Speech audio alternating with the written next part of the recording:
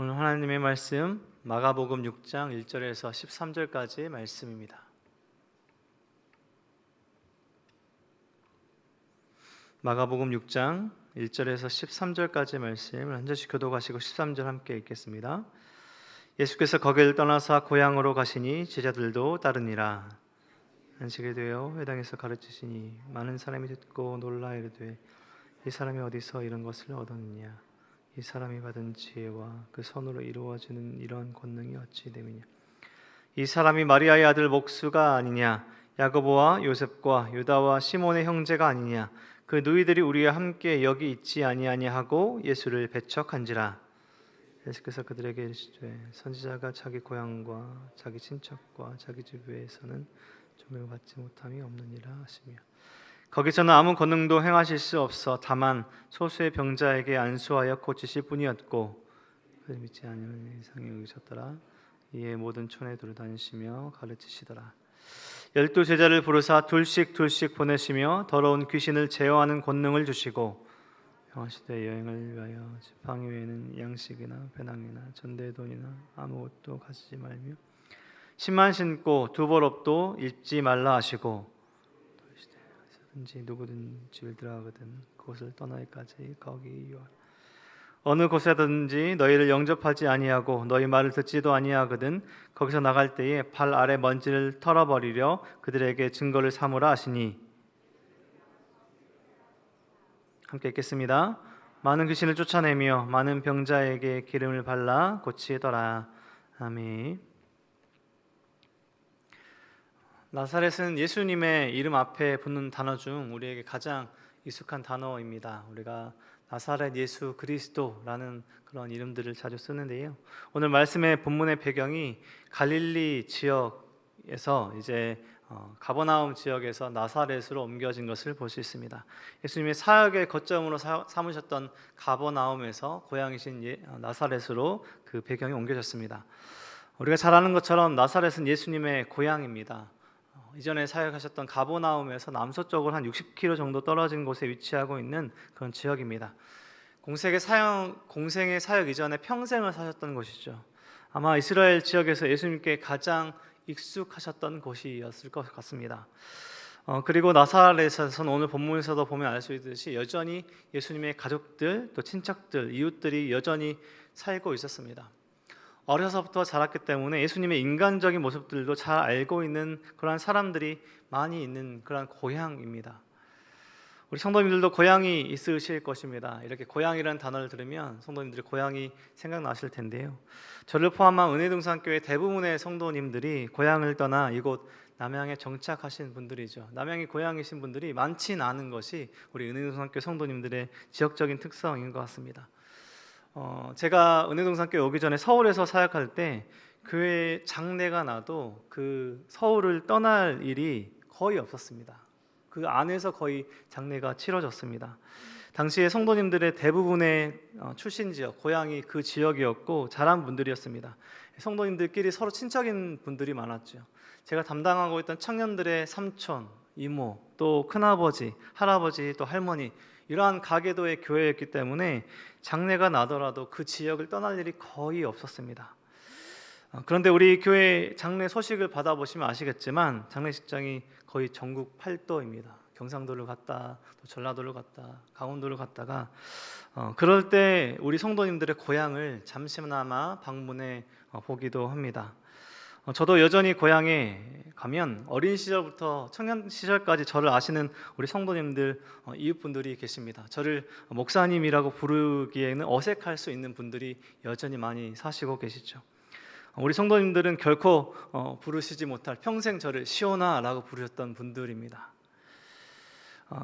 이러한 고향은 현재 오늘의 우리의 모습을 형성하는 중요한 장소입니다. 우리의 부모, 친척, 그리고 우리 이웃들, 우리 친구들이 있는 따뜻함과 환대 받을 수 있는 그런 장소가 고향입니다. 그런데 오늘 본문에 보면 그러한 것들이 걸림돌이 되었는지 예수님은 고향 나사렛에서 환영을 받으신 게 아니라 배척을 받으십니다. 1절에 보면 예수께서 거기를 떠나사 고향으로 가시니 제자들도 따르니라. 고향으로 가셨다라고 말씀하고 있습니다. 나사렛으로 가셨다라는 것이죠. 2절, 3절 계속해서 그렇게 가르치시는 그런 사역들을 계속하는데 3절 말씀에 보면요, 이 사람이 마리아의 아들 목수가 아니냐, 야고보와 요셉과 유다와 시몬의 형제가 아니냐, 그 누이들이 우리 함께 여기 있지 아니하냐.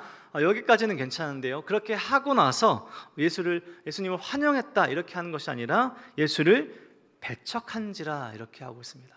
그러나 모든 것들이 알고 있기 때문에 이런 생물학적인 가계도를 너무나 잘 알고 있고 목수가 아니냐라고 할 만큼 예수님을 잘 알고 있었던 것이 오히려 방해가 되었던 것입니다. 믿음의 방해가 되었던 것이죠. 이러한 고향 나사렛에서 예수님은 더 이상 권능을 베풀지 않으십니다. 고향 땅 따뜻함과 환대를 받을 수 있는 그곳에서 예수님을 대하는 정서가 거절과 배척이었습니다. 그럼에도 불구하고 예수님의 은혜와 자비를 좋은 땅 같은 마음을 가지고 있었던 소수의 사람들이 있었습니다. 5절 말씀을 보시면 거기서 아무 권능도 행하실 수 없어 다만 소수의 병자에게 안수하여 고치실 뿐이었다. 그러한 거절과 배척의 정서적인 상황에서도 좋은 땅 같은 마음의 사람들이 있었다는 것이죠. 그리고 그들은 고침을 받았습니다. 예수님의 고향 땅이었고 가장 큰 권능과 기적을 맛볼 수 있는 장소였지만 오히려 예수님을 안다라고 하는 것이 장애물이 되어서 사람들이 예수님을 배척하고 거절했던 것입니다. 예수님을 안다라고 했지만 예수님을 모르는 사람들이었던 것입니다. 나사렛 사람들이 예수님을 배척하는 이 거절하는 모습은 훗날 나중에 전체 유대인들 이스라엘이 거절하는 예수님을 거절하는 상황의 이 전조의 모습들이죠. 가장 예수님을 잘 알 수 있는 사람들, 가장 예수님과 가까운 이스라엘 사람들이 예수님을 거절하는 그 시작의 모습들이라는 것입니다. 그리고 이후의 본문에 예수님은 이제 제자들을 둘씩 보내시면서 사역의 현장으로, 전도의 현장으로 파송하십니다. 서로를 의지하고 또 그 사역의 증인이 될 수 있도록 짝을 지어서 보내십니다. 7절 말씀에 보면 12제자를 부르사 둘씩 보내시며 더러운 귀신을 제어하는 권능을 주셨다. 그리고 이후의 말씀들 명령하시면서 제자들을 파송하십니다. 다 갖출 때까지 기다리지 않고 하나님이 예비하신 줄 믿고 떠나게 하십니다. 지팡이 그리고 현재 자신 신고 있는 신발 외에 아무것도 가지지 못하고 그냥 떠나라고 하십니다. 복음 전하는 삶이, 제자의 삶이 하나님께서 필요를 채워주실 것을 믿고 살아야 하는 것을 가르치시며 파송하십니다. 권능을 주시며 모든 것들을 하나님을 의지하여 살 것을 말씀하시면서 보내십니다. 복음의 현장에서, 사역의 현장, 전도 현장에서 누릴 그런 환대를 누릴 자격도 말씀하시고 냉대를 견딜 인내도 말씀하십니다. 전도 현장에서 환대를 받을 때도 있고 또 냉대를 받을 때도 있는 그런 상황들을 말씀하시면서 환대를 받을 때 누릴 자격도 얘기하시고 냉대를 받을 때 그런 인내함으로 살아야 할 것을 말씀하십니다. 더 좋고 편한 것이 아니라 말씀대로 나아가는 삶의 가벼움도 필요하다는 것입니다. 많이 가지고 있으면 내가 그 무게 때문에 하나님께서 말씀하신 대로 그 방향으로 나아갈 수 없다라는 것이죠. 오늘 말씀은 고향에서 배척을 받으신 예수님, 그리고 파송하시면서 전도의 자세, 우리에게 어떻게 제자의 삶을 살아갈 것인가에 대해서 말씀해 주고 계십니다. 하나님의 온전한 뜻과 말씀을 받아들일 때 때로는 우리의 선입관과 또 경험, 강한 자기의 생각이 방해가 될 수 있습니다.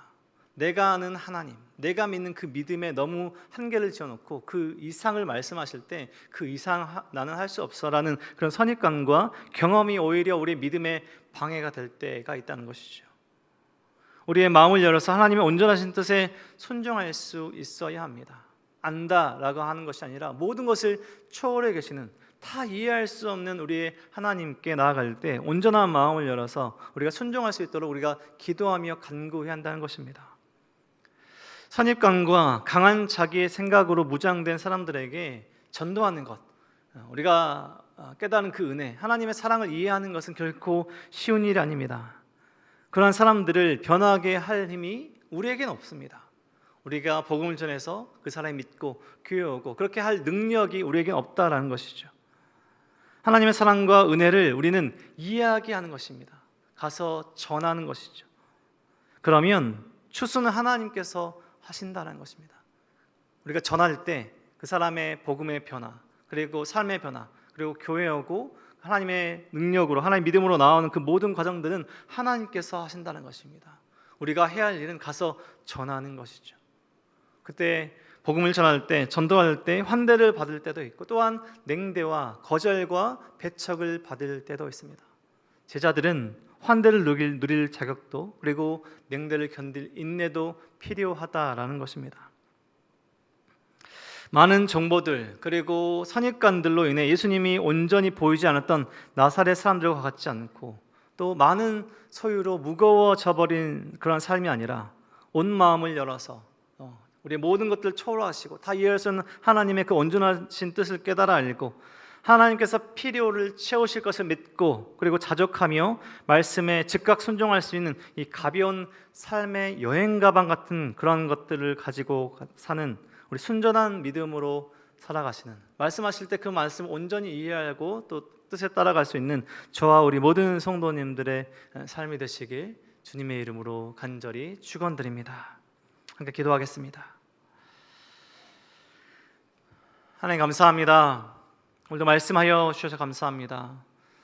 예수님을 너무나 잘 안다고 생각했던 나사렛 사람들이 예수님을 거절하고 또 배척하는 오늘의 말씀, 그리고 둘씩 파송 보내시며 예수님의 그 제자로서의 삶을 말씀하신 그 말씀을 오늘 묵상하고 또 살아갑니다.